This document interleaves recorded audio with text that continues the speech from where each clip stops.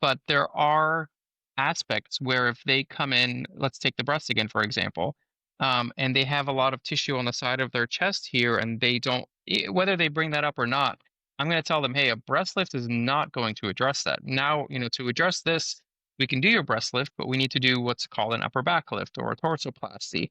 Otherwise, and that's more in a way educational, because if I just do Hmm. the breasts and they walk out of surgery and now they've got this, this thing here still sticking out of their bra, for example, they're going to come back and say, well, you didn't tell me that that was going to be there after surgery.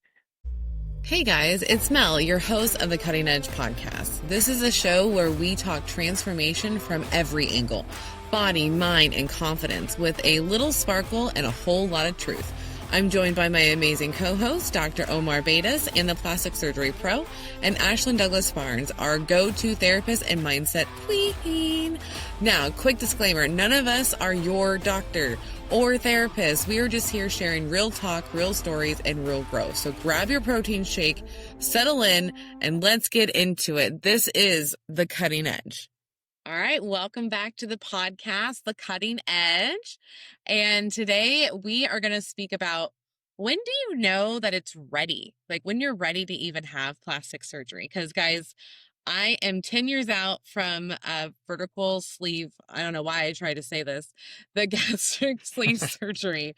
And I still haven't ESG. gotten surgery. VSG, yeah.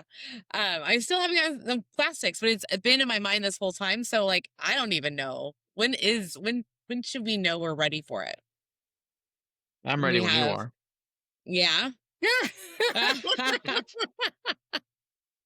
I love that. Dr. Beidas is like, yep. Yep, Beidas. I remember now. Beidas.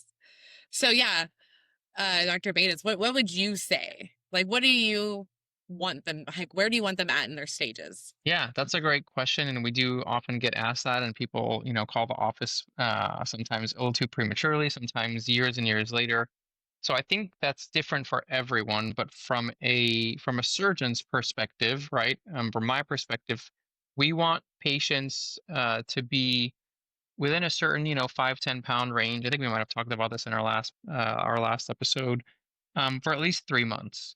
Okay. If you're going through insurance, they have their own set of criteria, but 3 months is a good point where we know, you can keep this for more than a month and you're not going up or down, you're not still on this downward trajectory.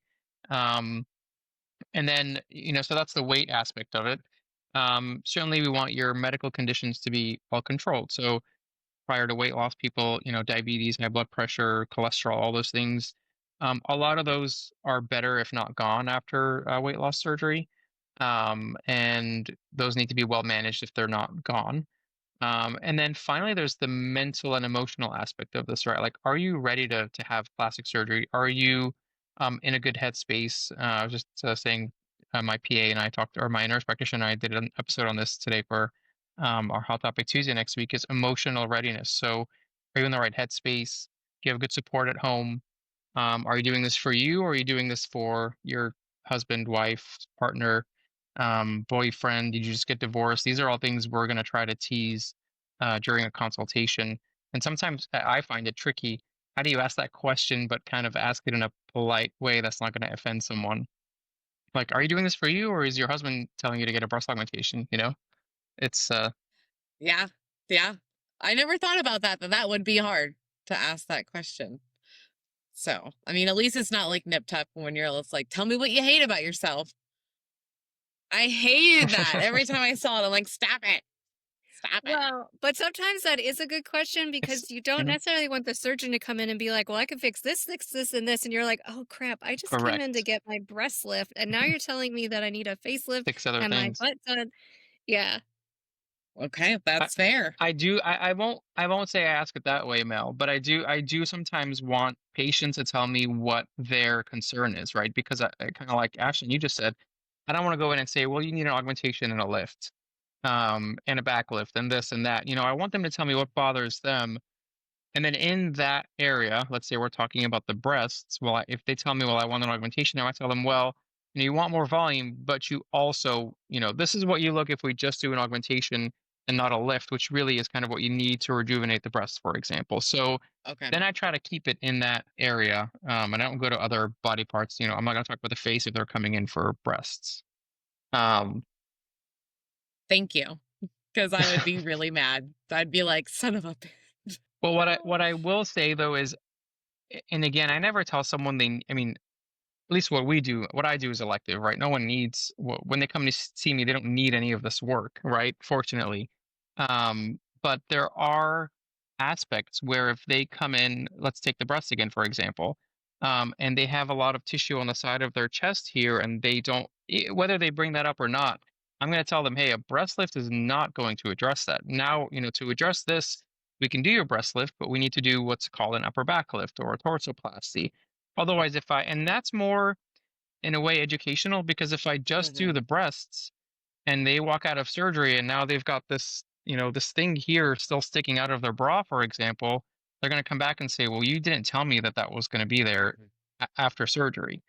Yeah. So Yeah. I tell them, you don't have to do this, but understand that if you don't expect that to be gone when you wake up. And again, to me, I try to do that from an educational perspective because I don't want someone to wake up and be unhappy after they've spent all this money.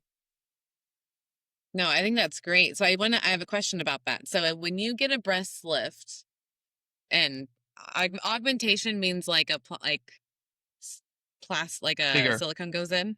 silicone, Oh, we I can did. use fat sometimes. Yeah. Okay. Sometimes we can use their own So, tissue. okay. So that's going to pull, but that's not going to do anything for right here. Mm-mm. So, but it's just going to go boop. Correct. Got it. Hopefully.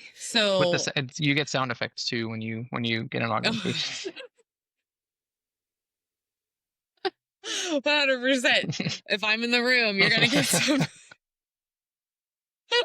But I'm glad I asked that because I think we all would assume because it's moving here that it's going to move this and it does not. So, okay, It may, good. in some patients, it might improve it a little bit. But for many weight loss patients, there's this tissue here that's on the side of the chest, and actually it comes from the back. It doesn't come from the breast, even though it looks like it connects to the breast. It actually Hmm. starts back here by your shoulder blade. And Oh, so you can address it by only doing the breast. Again, in some patients, like in a mom of two, probably that's fine. They don't need an upper back lift. But in a weight loss patient, you've got to probably do something more like take it up into the armpit with a torsoplasty or take it around the back with a back lift. And got that it. was one of the things when I had the revision to the reverse tummy tuck when I did the capital I, is I actually needed more into the armpit, and I thought the Yeah. initial was going to get more into the armpit, and then when I woke up, it was only to the nipple line, and I was like, oh no, like we had more skin we needed to get, but it made sense to do it that way, the way we ended up doing it, because it's a lot of pressure on the junction, I guess, like where the T is, and so we went back in and connected it in the second part. But yeah, but it is important to ask because again, I kind of assumed, I'm like, oh, if it's capital I, we're gonna go all the way and connect it to my upper back lift that I had had years previously. Um, that was kind of on me because I didn't ask that. Oh, naughty, naughty. So, Miss Therapist, when do you think they should go in, or what do you think they're ready? How do Well, you know? how do I? So part of it, and sometimes I do have clients that are earlier than probably when they would go for a cosmetic look, but their function is just really, really being negatively impacted. So I have a client right now I can think of that, like, her extra skin just really negatively impacts her life. And even though Yeah. she's not at her goal weight, we have still talked about her at least going to talk to see if it is appropriate to get some of the skin removed, especially because her goals are more in the function realm than the cosmetic realm. Yeah. Deep Okay. thoughts on that, That's Dr. Beidas. understandable. I mean, oh, sorry. I Mhm. was gonna say that's understandable. I mean, I wouldn't say I've done too many of those types of patients, but there are some where, they have a hard time and we're talking like skin hanging to their knees or below. I've seen it touch the ground. And we'll certainly do, I mean, those are generally much higher BMI patients also than I would typically take on. And as you said, Ashton, that's very much a functional problem, not so much an aesthetic problem. So that's usually kind of just a step one And then we have them go back and try to lose more weight. Now that that weight's off and they can actually walk again and mobilize. And sometimes it requires physical therapy because their center of gravity's shifted. Um, and then we give I them, you know, actually had that. Yeah, I actually had that. I had a lot of issues in my upper back, mhm. because it was funny. The PT was like, "Can I tell you something slightly offensive?" But it's the best way that I could explain it. I was like, "Oh, this should be good." Oh, It's yeah, like, yeah, think of a sausage, like a raw sausage. If you squish the middle part and you squished all the sausage out of it, the top part would just fall over, right? I was like, "Yeah." He was like, "Fat's been holding up your back." Mhm. I was like, "Oh, well, that An makes interesting sense." analogy. He's like, "So your upper back," he's like, it's not being held up by anything anymore, and you haven't developed the muscles to hold it up yourself."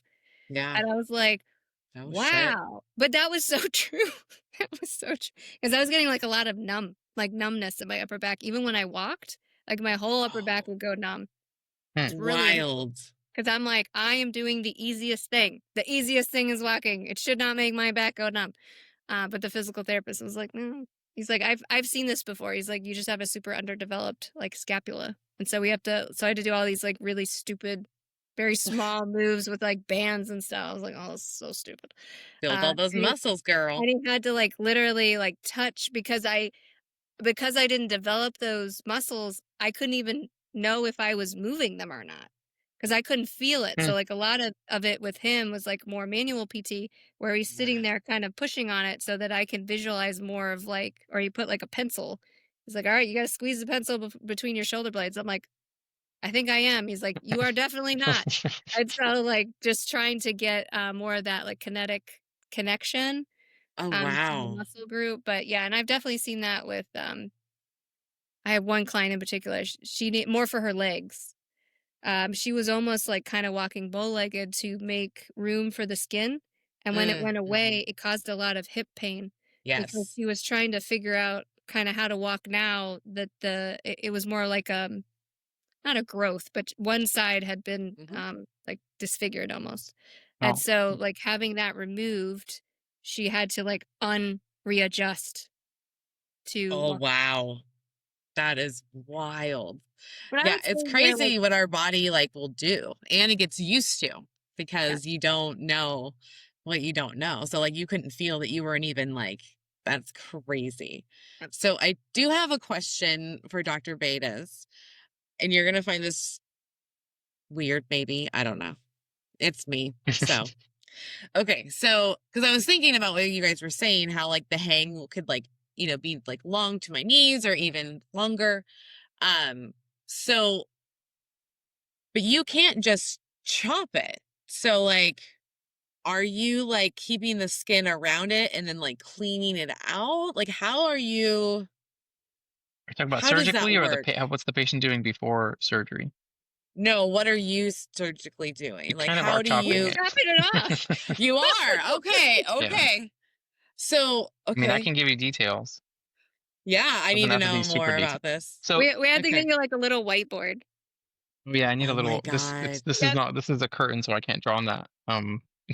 Might get murdered at home. But Yes, yes, you would. so, in some of these patients, generally if it hangs to the knees or below, there is some component of lymphedema, right? Not a sexy topic, Yeah. but what happens is the tissues, and it becomes a vicious cycle. So the tissue starts to droop, and then you get fluid that goes in. Generally it should make its way back out. Well, then the more it hangs, the harder it is to get out, right? It's trying to fight gravity. And so it just gets full of more fluid, more fluid, more fluid, gets heavier, gets dragged down, droops more. And like I said, eventually can touch the ground. So the gruesome part, again, not so sexy part, is we have these hooks in the OR that we can hang this tissue from, and you really are just kind of chopping it off or amputating it, and then you just sew it back up. Yeah, Whoa. it's not a sexy operation. No, but I needed to know how that worked because Yeah, I'm like envisioning it and I'm like, could he? And I guess, yes, you you can. can, Okay. and they're heavy. They're generally, especially if they have a lot of fluid in them, they're just extremely heavy. People, I've seen them on the thighs too, like the inner thigh. People can get that same Oh, lymph build up Yep. where it's again, if Is it's it a trying to fight goiter? What is gravity. it called when it's just like the one-sided? I can't think of. It has a name, doesn't it? I mean, I think lymphedema. I don't know if it has a It's name. just a. Oh, okay. Yeah. Um, but you get almost these sacks of fluid off the side of the leg. So it can Oh, be pretty debilitating. this makes more sense why I've seen. I have no idea where I've seen this, but I know I've seen someone like touch theirs and you can like move the water and Hmm. yeah, Mhm. And they yeah, get what's called super. pitting edema. I won't be able to simulate it here, but where when you push on the skin and like mine is going to come back, but theirs is going to do this like more slow release, even if you take your finger off quickly, because the water is just building up under the skin. It's like memory foam. Yeah, it's not a good thing though. It's Yeah, not Like a good unlike thing. memory foam. no. Oh boy. Okay, so Ashlyn, what Mhm. about a person like me? When Yes. do I Okay. know? So one of the things that I always talk about is like reasonable expectation. Like, what Yes. do you think the surgery will do for you? That's huge. I probably am more assessing on the why. Why Okay. now? What will it help you with? So there's a difference between I feel really self conscious and I'm having a hard time being intimate with my partner versus I notice that my partner has been looking at things that are very different than my current body and I want to meet that because I think then he'll be more sexually attracted to me. Those are very different reasons why. Um, Financially, are you going to put yourself into ruins doing this right now? Because I have some clients that get really desperate and financially right now is not the time, but they want it. And it doesn't matter if that means payday loans, shark loan. Like I've had people take out Arc like loans. terrible That's not a real thing. from their uncle. Yeah. And they give them crazy loans. Yeah. I I know mean, I don't people. think they view it I've as had a patients. I shark found out loan, after but the fact. I would not have condoned this, but I found out a few of my patients like use their 401 accounts yep. Or took Oh, or a took a loan HELOC. against it. Yeah, there you go. Yep. Yep, or I've definitely had clients who've done, second mortgages because they have a lot of equity in their home. And what kind of problems can that huh. cause down the line? If one, your home value plummets, if your job lets you go, that 401k sometimes that loan has to be paid off. It depends It on what does the actually. Yeah. yeah. So In I Oregon, think it does. I know that one. yeah, I had a client that like ran into that and it was like, and that's how she ended up with the family member loan, which really was a shark loan, though I don't think she viewed it that way. And it was is someone took advantage of the situation and Oh, it wasn't good. So I want to talk about these those are shark some loans. I have like 1,000 questions. it's just well, I I know guess that's not the anytime topic of this podcast, but anytime a loan is made that is not with a bank and it's by someone else and they're not giving you a better I understand if your dad holds a bunch of cash and he wants to buy you you want to buy a house and right now the interest rate is like 7 and he'll give you 3 that I get that's not a shark loan to me but a shark loan is when someone sees an opportunity like you can't get a loan or something and then you're going to pay an extra $100 a week to them in interest. But when we actually do the calculation of what the interest is, like you're taking advantage of someone who doesn't know math. I see. yeah, yeah. That's why it's called a shark loan. Yes, to me, that's a shark. Now, I don't think any of my clients are going to the mafia and getting That's like okay. actual They're not going mafia into. loans. No, but to I me, know. I anyone's was taking like, advantage of someone who specifically because they don't know math in their mind, they're like, oh, it's an extra $100. But if you're paying them weekly, but it's that's like way too much interest on like But is a it like an 15. official? Sorry, I'm gonna ask one question. Is it like an official loan that is like No, legal, like legally, binding? No, probably not, no. and they can Okay, come so after you at the end and be like, "Oh, you said" like, yeah, probably they have something notarized. you're not I getting always beat tell up in an people alleyway, like gun no, in your mouth. hopefully not, they might Okay, have problems, so I don't know, they're gonna come bother them. okay. I mean, if Um, they have more than just the skin removal situation, they might be like gambling. Then there's a whole different, Oh yeah, that's a good point. yeah, yes, that transfer addiction is there. yep. So So and I this so lady could have done all the things. right.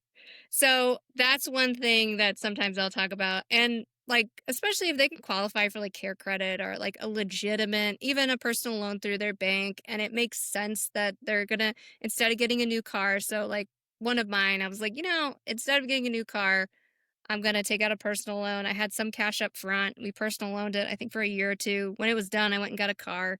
That was the same Nice. payment I was making. So it ended up kind of working better for my budget because I already knew I could afford the car because I had been paying that amount. Mm-hmm.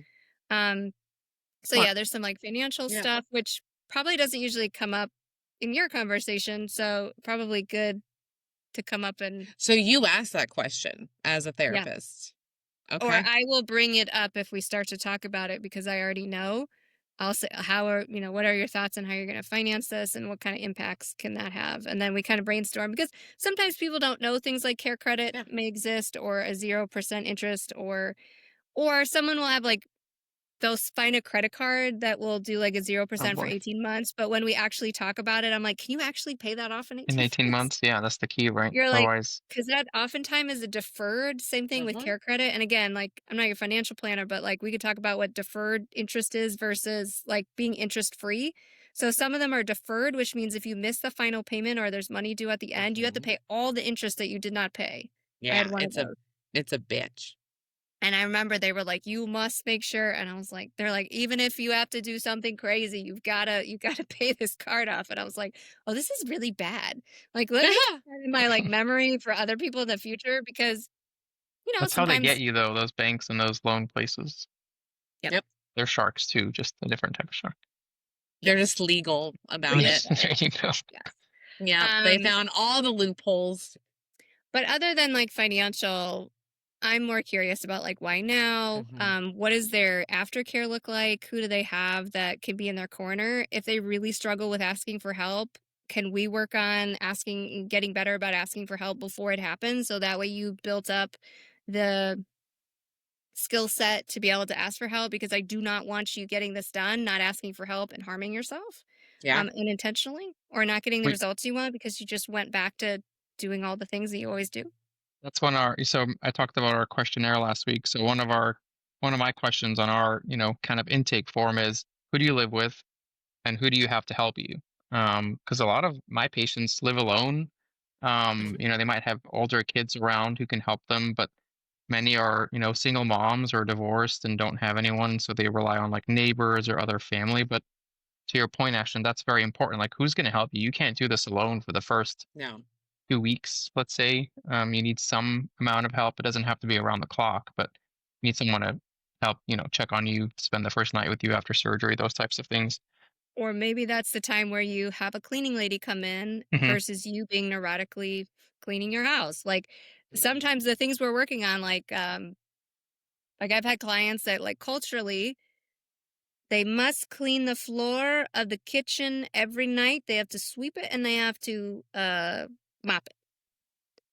Okay. When you've had or when you've had plastic surgery, I don't want you doing this motion. Yeah, you should not You be. should not be mopping the floor.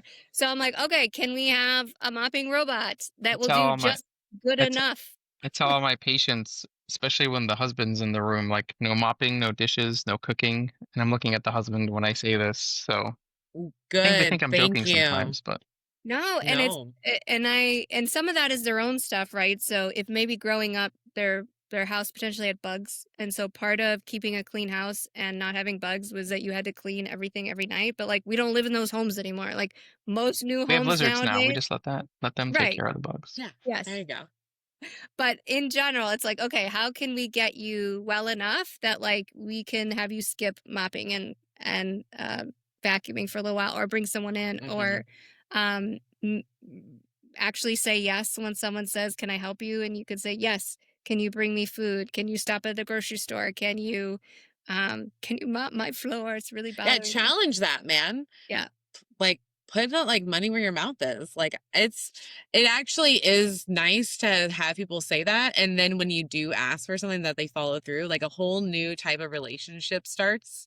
Like it Mhm. just like feeds it, it just makes you like well aware, like, okay, this person's like someone that will be here, like if anything happens, obviously. Like they asked and fulfilled. Because I know, like, when Eric was in the hospital for 6 weeks, there's things I obviously can't do. And, like people would like uh his mother actually hired a cleaning service and they came in and cleaned the whole house. We had people help us with laundry. We had people help us with food. Actually, Barry Nation sent me a bunch of Starbucks gift cards so I could have egg Love that. bites in the morning. Like Love it was, it takes a village when you're going through something. And so, yeah, like if they ask you guys, just take them up on their offer. Most of the time, they're going to fulfill it and you need it. So why not? Just don't be a goofball and be like, I don't know, clean my fridge. Like, that's not necessary right now, you know? But And like, to be able to whatever you ask them to do, you have to accept to the level at which they do it is okay. Correct. That's a big yes. thing. Oh, good So call. that's Yeah. really They're not gonna hard, mop the which floors is like we do. why yes, the mopping robot is not going to do the same you do. However, it'll probably get up the sticky stuff as well as it can for the time being, and then we'll figure it out, once you're better. So we build up some of those skill sets. Trying to think if there's Nice. anything else. Um, I try to kind of talk through if this is like a revenge body kind of thing. That can be a theme that I see a lot. So all those men that didn't want me then, I'm going to make it so they want me now and they can't have me. And I'm like, all right, so Let's unpack that. let's talk about Yeah. that. And having again, this goes back to realistic expectation. And particularly when I have clients that are going to talk to bariatric or talk to plastic surgeons, asking for examples of people with mass weight loss. If you are looking at the mommy makeover of the lady who ran marathons and had a baby and then they fixed her tummy up and made her boobs look perfect, like you probably aren't going to look Not the like same. that. No. Right. And so No. you need to see people that not necessarily have the same weight loss, but just massive weight loss, period, because you're looking at the skill of the surgeon for reconstruction, not cosmetic. And I think that's I a really hard um having that expectation that this may not look perfect, but you will still function. So like what are the things, so same thing with bariatric surgery. When we thought about like what are the NSVs that have nothing to do with weight, mhm. what are some of the things you're looking forward to that have nothing to do with how you actually look? It's a little harder in plastics, but it may be that I don't have to worry. For me, it was wearing bras, wearing t-shirts, and wearing jeans. I had Feeling so comfortable much in your extra clothes. skin that I could Mhm. never wear any of those things. It was near impossible. It's really frustrating. Bras particularly were really frustrating. So like I just wanted to be able to walk in somewhere, buy a t-shirt, buy a bra, buy jeans. It fit. I don't worry about it. Um, so I think those are some things that we'll start to work on because you may you may or may not end up with the revenge body of your dreams. And those guys still may be assholes. So like Yeah. Will They could be. we just gotta be work. assholes, you know? Yeah. Yeah. Like, Can't fix So their like personalities. let's work no. together. And do you actually want them coming after you? Like probably not. They're jerks. Mm-mm. So, I'd much rather you show me your true colors. So again, like what a expectation, but also like why now and what do you hope to gain from it? And the other thing, if I have someone who just loves working out, they love working out, they want to work out all day, every day, and they love being in the gym and it helps their mental health, I'm going to take it away from you. Are you going to be okay? Because some of my clients are not. That's a big one, No. actually. Yeah, Yep. I've had two. I mean, two or three. They made it through, but we that was if I mean I remember those three patients very well because I mean there's others, but those three were very much in the gym like every day. They didn't miss a day. So we had to have a conversation at the consult that this is 6 weeks. Like you've got to commit. So again, it kind of goes back to that, emotional, mental state of the patient. Like, can you commit to being out of the gym for 6 weeks if that's all you've known for 5, 10, 20 years? And they did okay. I mean, they did fine. Those patients tend to do very well in the recovery period. Um, as long as they can mentally get that through. But like they're usually very good with their protein. They're already very fit. Yeah. So their recovery, I mean, to be honest, I'm almost like you can go back to the gym in 2 weeks because you're like, you look like my patients at 6 weeks. You're already walking, you're doing all the right things. And they're like, I want to get back to the gym. It's like, well, I don't think I can let you do that. You're They almost like, want no, to. no. Yeah. I But if mean, that's and what was it makes keeping your sense. mental health stable and I take it away from you, what are you going to do instead? Because I don't want you to fall into a depression Hmm. because you're not able to do the things that make you feel better. And then we also don't want you to replace it with something that's more unhealthy. So, you Bad. know, Yeah. Yeah, but I yeah. definitely don't want that. No. I think, Ashlyn, it's interesting because I was talking about this earlier too when you said, are you doing this? I mean, I think you put it differently, but are you doing this for you or are you doing this for someone else? Right. So those are two different things. And I have a hard time easing that out. Like, how do I ask that in a way, So, yeah. like I don't want to say like, hey, are you doing it for the guy sitting next to you or Are you Well, I doing it think because this is what you want and you I think want this the experience? why now will sometimes capture some of that, and Mm, then teasing out some of that, like, well, I'm getting older. I see those girls at the gym and they're so fit, and my husband deserves. Sometimes people will say things if you let them talk, and you're just like, yeah. your husband deserves something young, and oh, that's an interesting Oh idea. boy. Luckily, Like, I've not heard that. really? Oh, that's interesting. I've heard that. That's why I thought of it. My husband deserves one of the ladies like I see at the gym. Oof. And I was like, That's a lot Whoa. to unpack there, I feel like. right. Yeah. I also get, maybe because I'm a therapist too, like they'll notice that one of the hardest things to work on, and this comes into play with plastics, but kind of for a different reason, is that they noticed that their partner was more attracted to them when they were heavier, and they're noticing that Mhm. their porn collection is leaning that way, and so they're struggling with how to like You negotiate. you do explain to them that this is what I've heard from like Dr. Drew and all that. Like what men seek out for porn is not what they want in the bedroom. Yeah. Okay. Fantasy. Yeah. It is an interesting thing because I think that Yeah. because we don't talk about any of this, like you don't always think about this too. Mhm. That like fantasy and what you do in the real world are two different things. Sometimes I have people come in and they're like distressed because they're like, I like this thing, but it makes me feel weird that I like this thing. And I'm like, Mhm. okay, cool. Like, do you actually want to do that thing? And they're like, no. And I was like, oh, okay, cool. So that's like fantasy.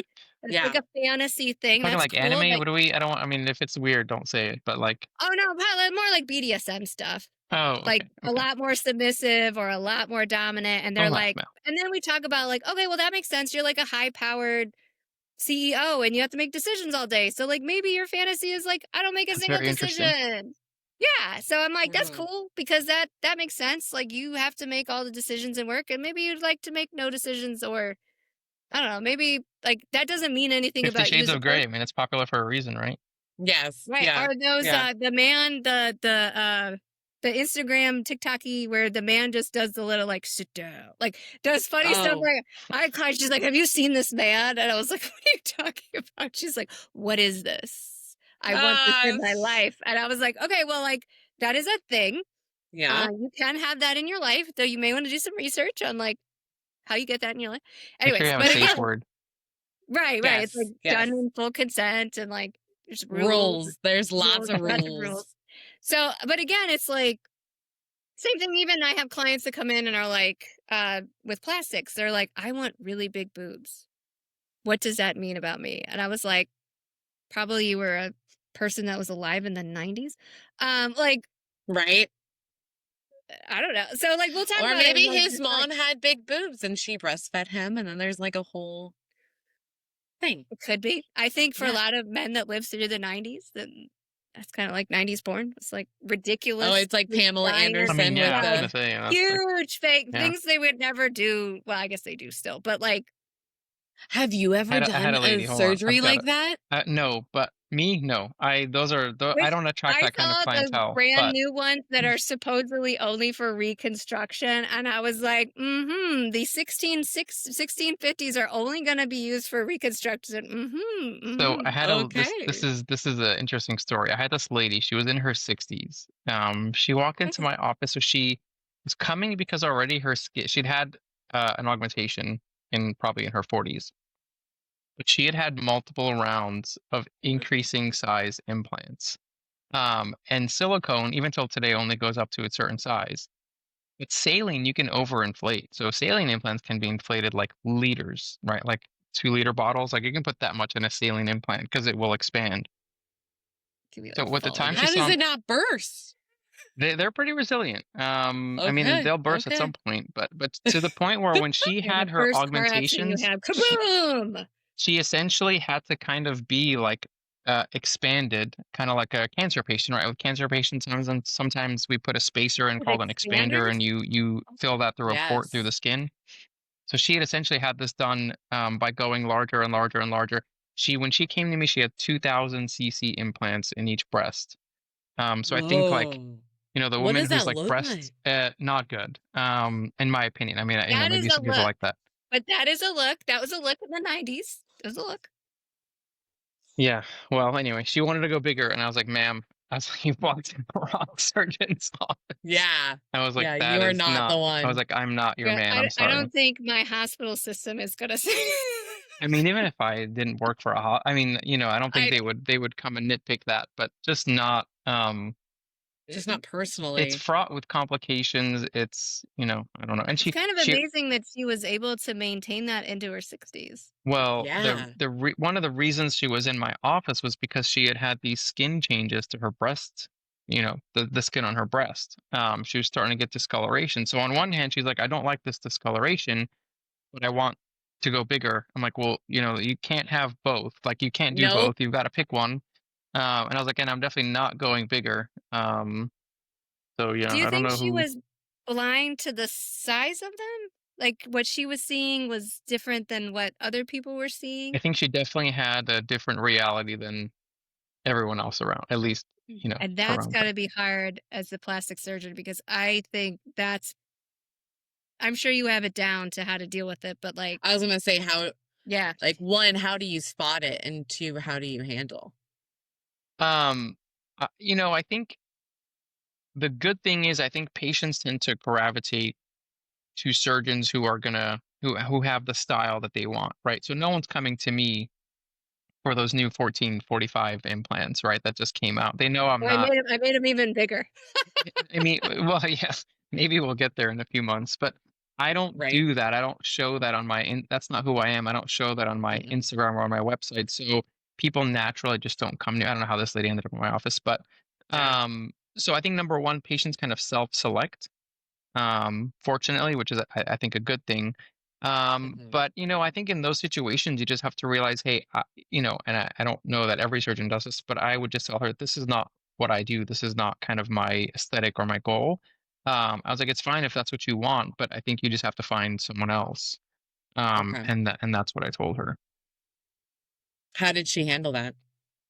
I think she was fine. I Okay. don't remember it being confrontational or having any issues. This is years ago now, but I think she Awesome. she understood. I think patients generally appreciate the honesty. I mean, maybe they're mad at you a little bit at first, but I think they appreciate you. And also, I mean, I've never put in a 2000 cc implant. Do you really want me to be doing the first, going to I 2500 on know, you for the right? first time? But I Probably. think too, you phrase it in a way that it's like, "This isn't my specialty, and I want you in the best care." Hmm. Because therapists sometimes have to do this when people come to us for stuff that really isn't in our wheelhouse, and it's not saying that your stuff's so weird that it's not in my wheelhouse, it's just not what I do, and I wanna make sure you're getting the best care possible, Mhm. Right. and it feels a lot more caring.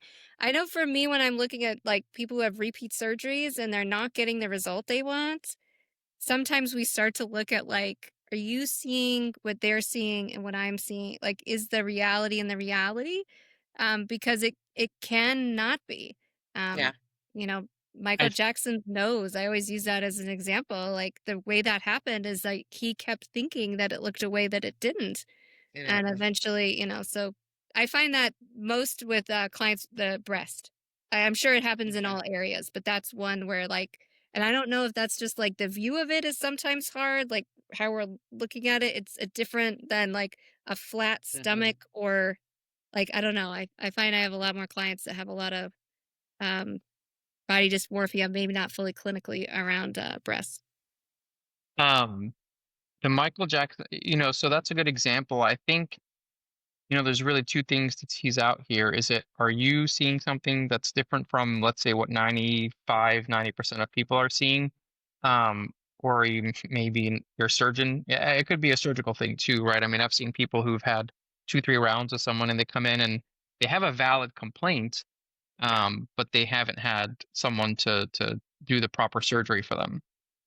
Um, Yeah, I should say repeat in and of itself isn't, but I have a couple I've it thought can of that be. have seen, like, Yeah, it can be. multiple surgeons who have all, like, taken their I don't know. I think it's hard too because, like, breast shape is so body specific, like Hmm. how wide your chest is or how, like, there's all that. So if you have a picture and you're like, "This is what I want," it's like, that's not your body shape.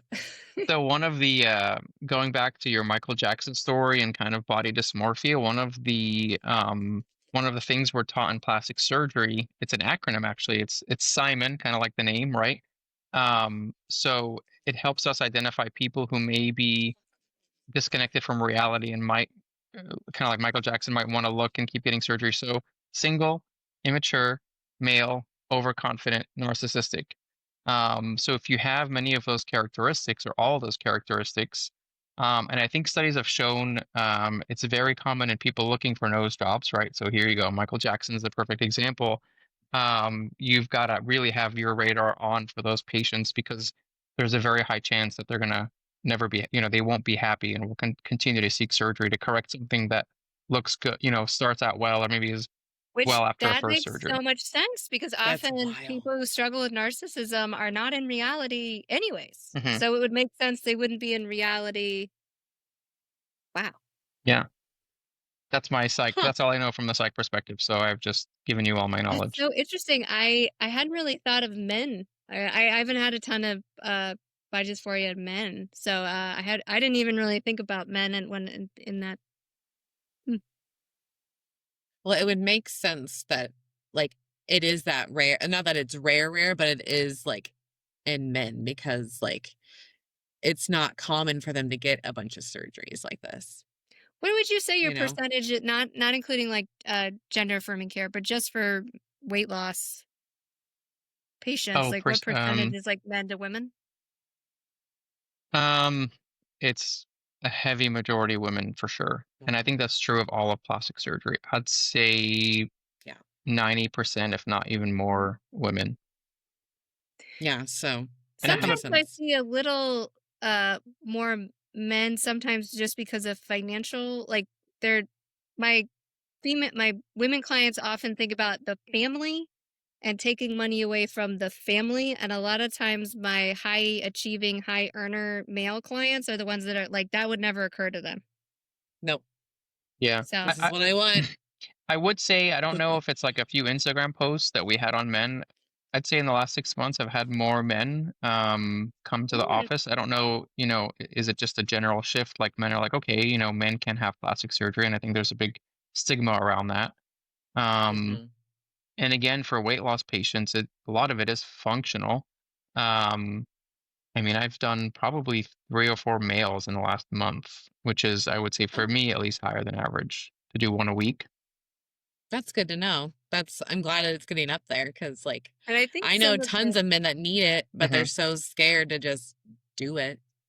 I So think too there's some lessening of the stigma of I think particularly having the breast tissue removed and that looking like Mhm. gender affirming care surgery. Like I've seen a lot of like really mean comments of like, oh, you're gonna look like a trans man or something like that. And I think there's a lot more talk about like, that your function matters too. hmm, Like, I it did should one. matter. It Yeah. should, agreed, for everyone, right? Men and women. Hmm. I did an out of state patient maybe 2 or maybe 3 weeks ago now who during his consultation said that to me. He said, a weight loss patient, and I guess he was kind of like you were just saying, Ashlyn, reading online, and he said people said I'm going to get stigmatized for having had gender surgery.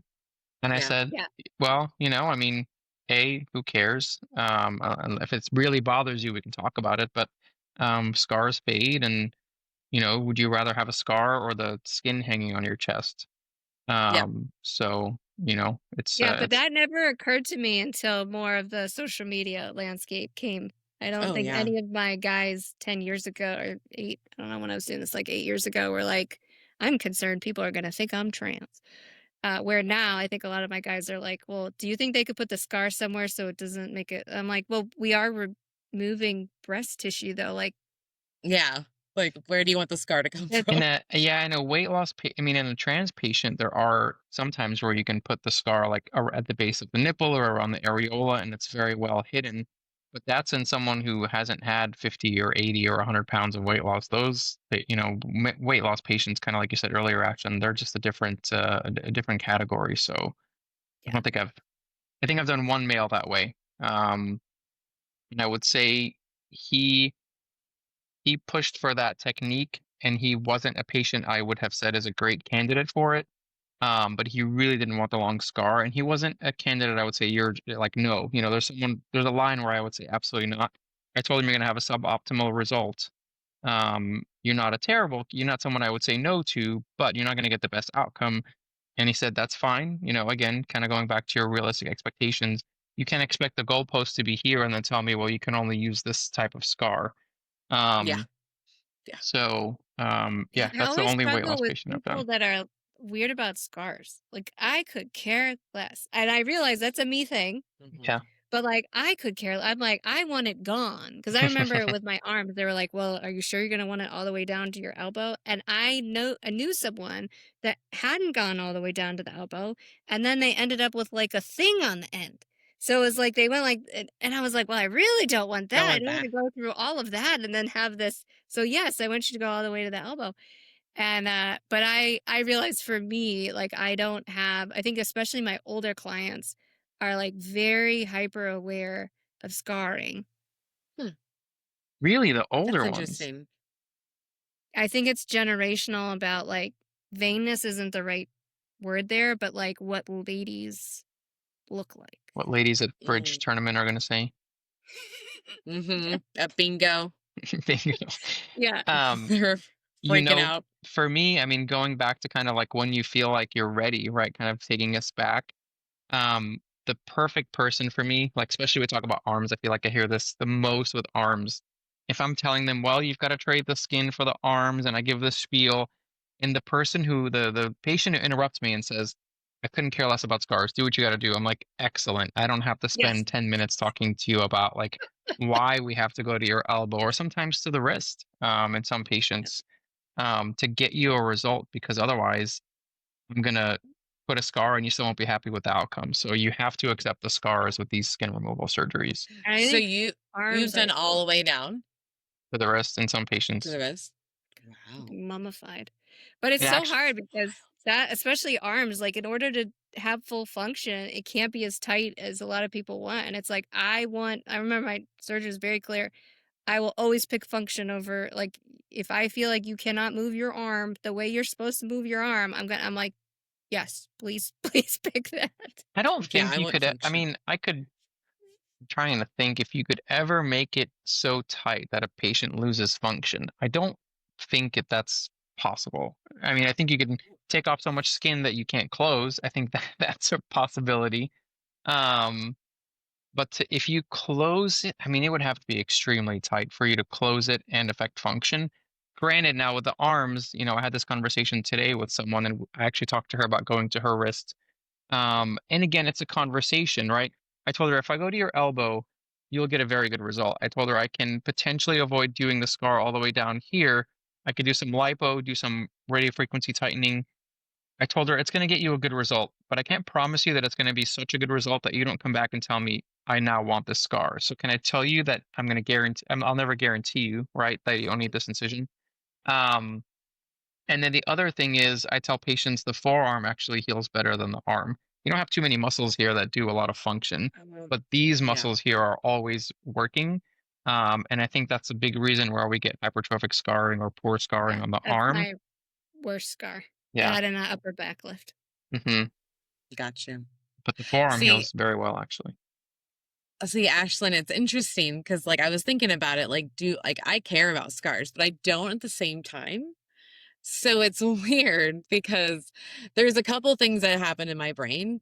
And this is why you love me, is because one, I don't want to be like a stitch doll. Like I feel weird feeling like I was stitched up, I you am know? definitely a stitch doll, so yeah. Yeah, yeah. I also don't want like aliens to come down and be like, yeah, she's a fucked up one, so we're taking her. So like I have some weird But goofy maybe horror they'll have the stuff, opposite idea and they're like, right? something's very different about this one. We should not take them. And then the other one is I just really like the look of skin.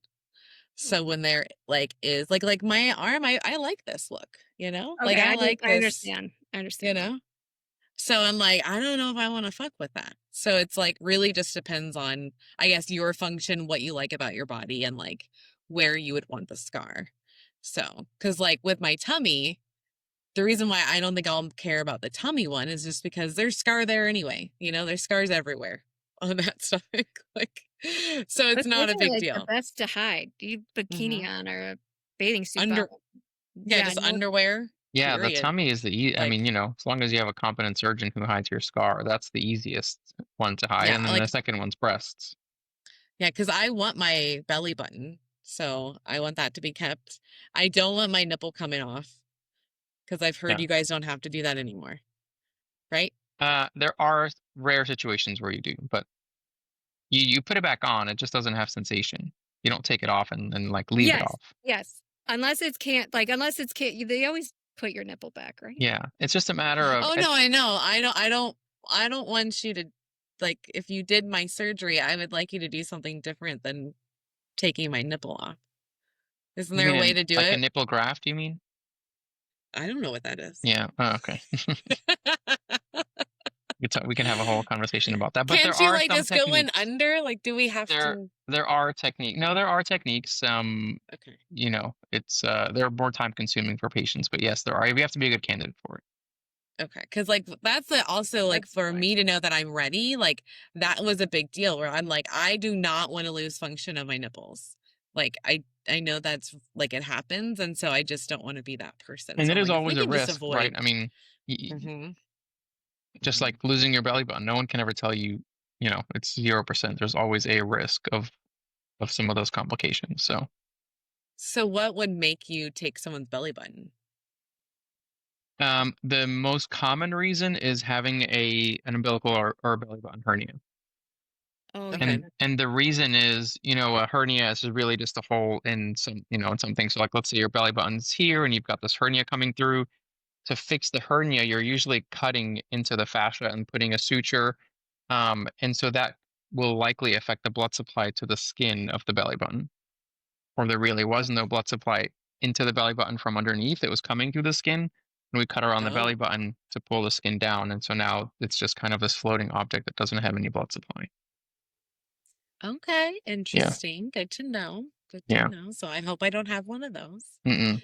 And in patients, I think I saw someone a week or two ago, and usually the conversation is, "Hey, your belly button's probably not going to survive this. So if that's the case, we give you one. We just recreate a new one. We have techniques that we can do that either It- at the time of the tummy tuck, or we wait a few weeks to a month afterwards and do it in the office.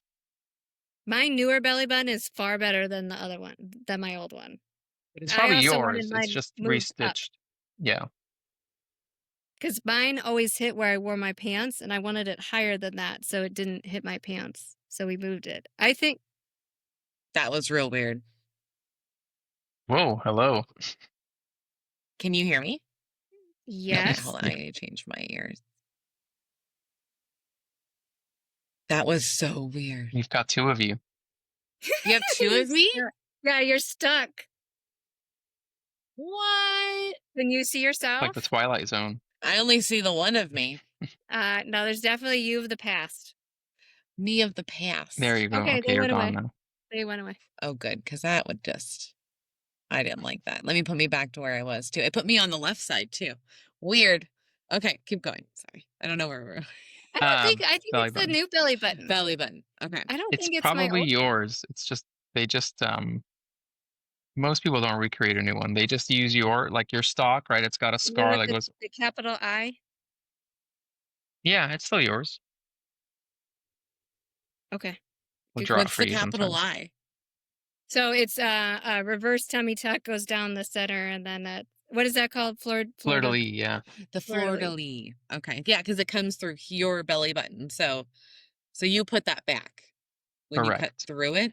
Oh, weird. Yeah, you cut around it, right? So it's got so like here's your belly button opening. There's a stalk that comes here, and you dissect this all the way down to the fat, the abdominal wall above the muscle. And then as you pull the skin over, or in your case, you pull the skin in, you bring that stalk out through a little circular incision. Okay. And usually, to your point, Ashlyn, everything kind of hangs low, right? Because your skin is pulling everything down. So your belly button base, let's say, is higher up. But with the weight of the tissue, the hole actually ends up being like down here. So when you are pulling that skin down, you can bring it out at a higher point. So the Hmm. stalk was probably always a little bit higher, right? The stalk is the base of it. But the exit of the belly button, or kind of what you see as the hole, was just kind of drooping down with the weight of the skin. So, and that's okay. I just want to make sure. I know this might be a dumb question, but No dumb question. so okay, so we got We got the belly button hole. We got the stock that comes down, and but Nova, I'm asking a question. It's very rude for you to interrupt. I know. Okay, so it's coming down. Now, is there any purpose for it after you're born? Is there any Zero reason? purpose. Zero purpose now. So it is okay to not have one. Correct. Technically, it doesn't matter. Okay. Got it. See, that's Some another patients alien thing. They're actually, gonna look. yeah, They're gonna maybe do you want see. one or do you not want one then? I want one. Yeah. Come on, get up here. We've had patients ask to just have it removed entirely. I had a client that had hers removed. It kept getting infected, and she was so tired of it, and it caused so much emotional distress for her because it was like I think someone had broken up and like used that as like a breakup thing, like your Oh, smell, and so like they just really had an emotional hang up about it, which I get. Yeah. I wouldn't want it either. If it was like causing me problems, yeah, I'd be like, take that sucker. It would override my alien situation. So it's fine. tip the scale. Yeah. But usually usually that problem goes away when you do, whether it's a paniculectomy or a tummy tuck or whatever you're having done. So, I do remember, might have said this story to you guys offline the other day, but I remember as a fellow, I had a patient where I walk in, and it's her first post-op appointment, and we take her dressings down, and she looks down and she says, "Why is my belly button still there?" And I said, "This is how we normally do it." I was like, "What were you expecting?" And she said, "Well, I asked doctor to remove it." And I said, I'm sorry, I wasn't part of those discussions." And she was just, actually, I think kind of like your patient, she was just so kind of distraught by her previous experience having problems there. She was like, "I don't want to have infections and deal with fungal infections and the Yeah. smell." So she just wanted it gone. I think ultimately she was happy, but definitely an interesting situation walking into that room as a fellow. When you didn't take it, you're When like, correct. yeah, that's even wilder because I'd be like, no, he did his job. It's there, girl. Yeah. You can touch it, see it. You're good to go. You're a human. I think that was the first time that in my experience, at least, that someone had said, "I don't want it." I mean, that's usually not the request. And when you tell them that, they're going to lose it, like I said earlier, someone with a hernia, or I've had patients have such bad keloids. I had one lady where I think her belly button had just been overgrown by keloids, and she had this.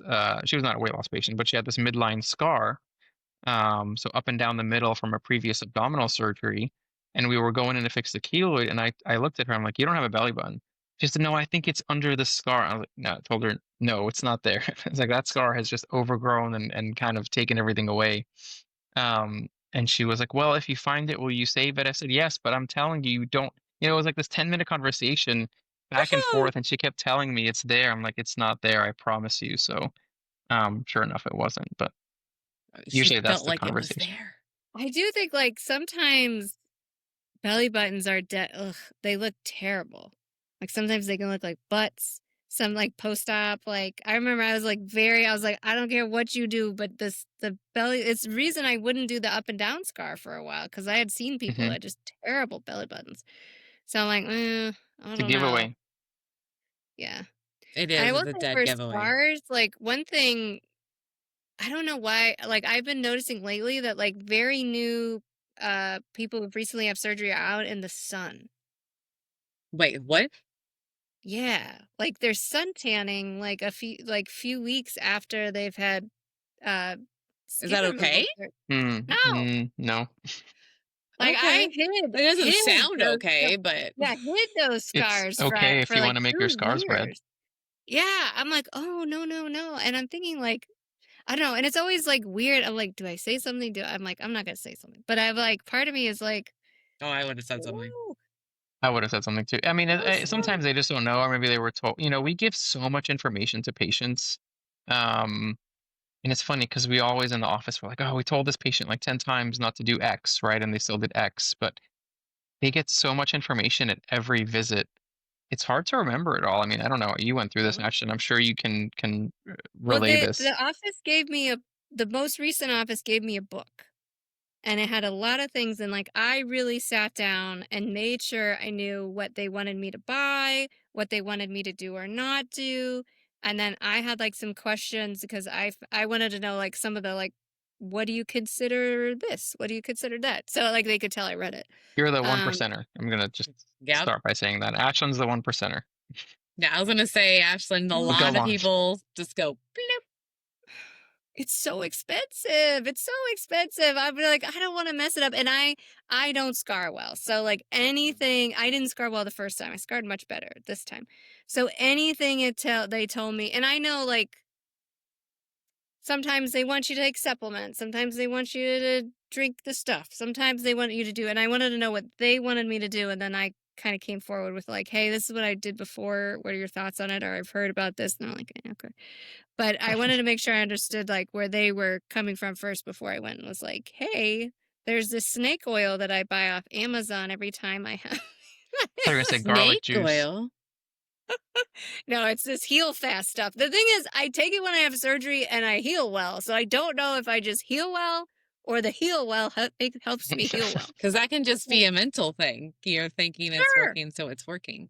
Sure. Yeah. Yep. The And placebo effect with snake kinda oil. like arnica. Like I didn't bruise hardly at all when I had lipo, which everyone was like, oh my God. The lipo to me was like nothing. I thought that was gonna be the worst ever. And that was one of the easier I- ones that I had. Again, weird. It's funny, speaking of bruising and lipo. So I just did a lady like 3 weeks ago, and so there's a lot of things we can do in our lipo fluid to help with bruising, right? Okay. One of them is epinephrine, adrenaline, right? That's going to help kind of shrink your blood vessels so you don't bleed as much. Probably every surgeon in the world uses that in their tumescent solution, which is the fluid we put in before we do lipo. A newer thing I'd say that's been out for maybe 5 years, I've probably been doing it for 6 or 7, is TXA, which people give sometimes if you have like heavy periods or you tend to bleed a lot. And you can give that IV, you can give it orally, and you can also put it in the tumescent. So I use that in every lipo case. So she came to her first post-op and started questioning the office staff.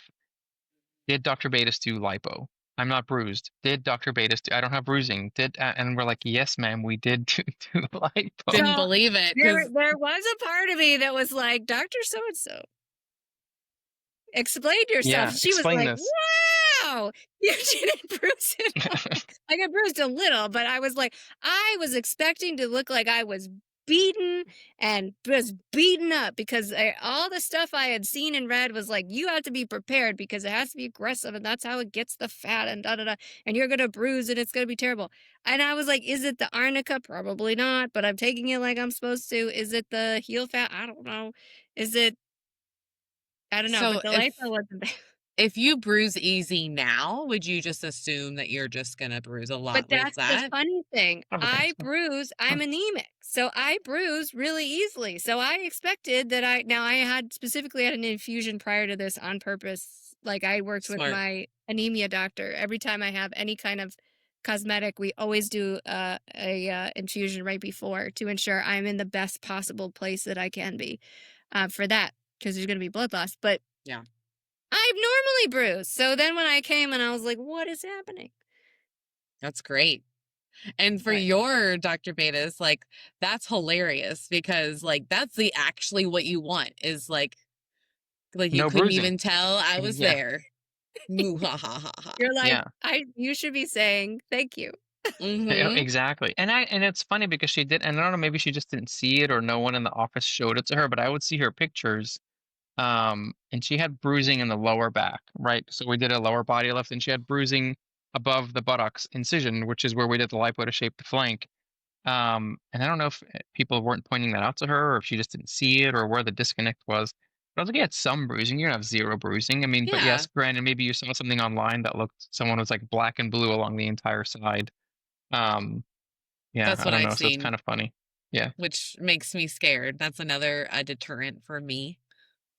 It's bruising. Just because I bruise really, really easily. Oh yeah, I could care less about the That goes away. muscle repair. I know. That should put me out. That Like means it's gonna all the skin removal I had, nothing bothered me that much. I went back to work. I did telehealth, whatever. The muscle repair, couldn't get out of bed, couldn't move, couldn't I couldn't even figure out the trick. Now you have TikTok and you could see all the trick. You put a chair and then you do this whole thing so you can get out. No, the muscle repair was the worst. I believe it. That's what I've heard too. Did So you it's have very Exparel? We painful. may have talked about this before. I did. I love that stuff. But I also knew I paid extra because I knew I'd used it in a previous surgery, an OBGYN surgery, and had really good results with it. So she was already going to use it, but I was like, can I get some, I'm like, The it's good the stuff. stuff and you have to wear a band so Yeah, no so one gives you any more. for She's anyone like, who's watching, Exparel is it's a numbing agent, so it's kind of like if you've been to the dentist and had your like an mouth numbed, inside. that's going to wear off after a few hours, but this is going to wear off after 2 or 3 days. So, Oh, nice. yeah, we use it for all of our body contouring procedures. Uh, If you had it, I don't know if you just maybe it didn't work. I mean, in some patients it doesn't work or isn't put in the right plane, so that could be part of it. I I would say our tummy tuck patients do pretty well in terms of pain I think control. part of the problem I had is I had muscle repair in the bottom and in the top. And so Yeah, I that's think standard. that oh, it is? Oh, okay. I don't know if maybe I don't know. It just when I tried to get in and out of bed, it felt like I was like being ripped in two. Like it was Yeah. awful. It was I mean, awful. just Now, otherwise, I was fine. If I wasn't trying to move or anything, I was fine. Like it wasn't like that constant kind of pain that sometimes you get. It was more of a like, you moved. Mhm. Ugh, It's like, hey, we're still here Hey, and we're in we're yeah, still you've here. got nerve endings. Yeah, and I use gabapentin, and that was pretty helpful. I use gabapentin through all of my surgeries, and I'm always shocked that that helps because it hasn't helped for other surgeries I've had. But and like Tylenol, liquid Tylenol, I always am blown away how liquid Tylenol that doesn't do crap for me otherwise will take the edge off. Huh. I love We'll have that. to do an episode just on pain control because I think Oh yeah. Yeah. Well, there's a and lot of I'm also very strange. I do not tolerate opiates. I'm missing something in my liver. Actually, I had a DNA test hmm, to figure out what kind of pain meds because it toxifies and then I won't get out. Like I won't come out of anesthesia. I had my gallbladder out. I didn't come out for like 8 hours. It like freaked everyone out. They did hmm, reversals. It becomes Wow. toxic. It like builds up in my liver. I guess because my Hmm. liver can't break it down. So I Yep. can't take anything. So hmm. finally, we just figured out liquid Valium to just kind of knock me out, and then Tylenol, and that's all I've been able to take. And sometimes a little bit of Advil, liquid Advil, even though that's not normally used because of bleeding risk, but to take the edge off. But or it's a prescription version of it. I can't remember what it's called. Um, That's wild. but That it's is amazing what interesting. you will tolerate when you have no other ability to not. Hmm. Yeah, we definitely should talk about the pain management because I'm not like a sissy lala, but I also try to avoid pain as much as possible. That makes I don't think sense, you anyone know? likes. Well, I shouldn't say this. Maybe No, some there people do is. like. People Yeah, get it. I was gonna finish People, that sentence. it's a whole thing, Actually, man. may have some patience. Yeah, well, because some people like, that are addicted to tattoos, like that's fucking pain after a Mm. while. Like, Yeah. especially depending on what part of your body. Piercings. I would say people that get even like multiple surgeries, like not that you like it, but you tolerate it. You're like, yeah, I'll do that again. So Yeah, and I it's a think whole it's tough different. too because I have some clients that are so afraid of being addicted to pain meds because of life experience, family members Oh yeah, that they same. won't take it, and then it gets like really overwhelming. Because I know for me, my pain tolerance is very, very high because I can't take stuff. I don't think my nerve endings actually, if you want to know the truth, I don't think it works properly.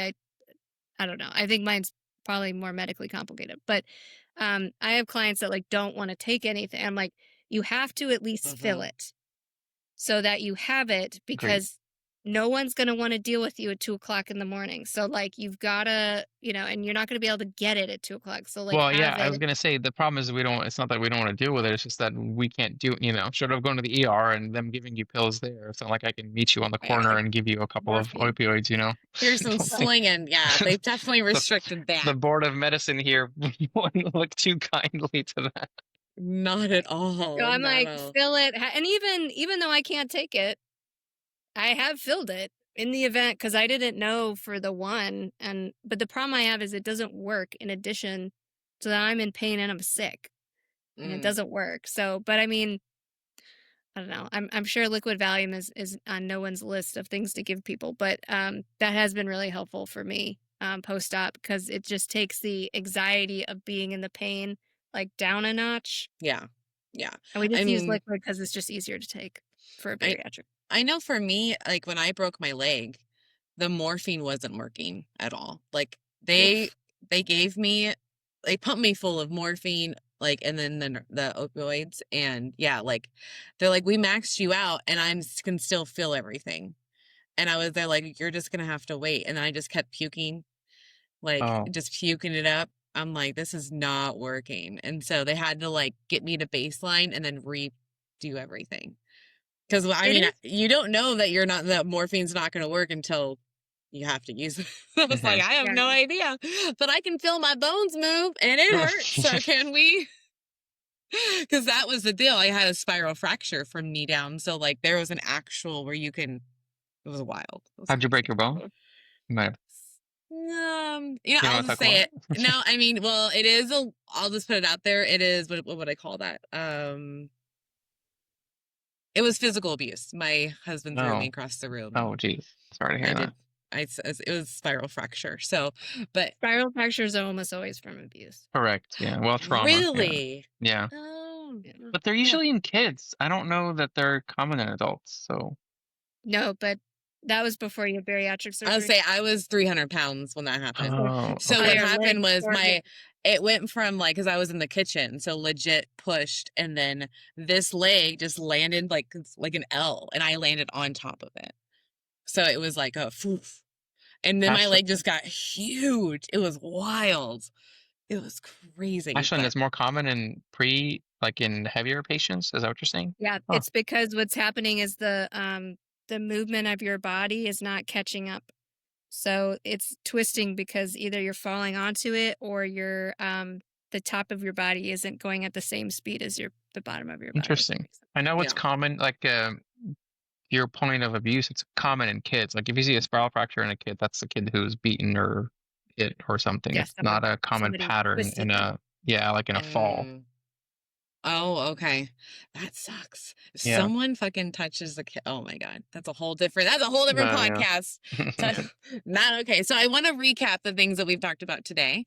So basically, we're trying to figure out when you feel mentally and physically ready to have surgery for plastic surgery. So Dr. Beidas, do you want to run through a couple things that you say, and then Miss Ashlyn, will you do yours? Yeah. So for again, from a surgical perspective, you want to be stable. You want to be a stable weight, ideally close or at your goal weight. You don't have to hit it if you're within a few pounds or 10 pounds. That's always something we can kind of help sculpt and lipo. So within, let's say, 5 to 10 pounds of your goal weight and stable for 3 months, that's usually not going to happen if you're a bariatric patient until probably at least a year for most patients. Some people will get there sooner, but I'd say a year is kind of that nice sweet spot if you get there or later.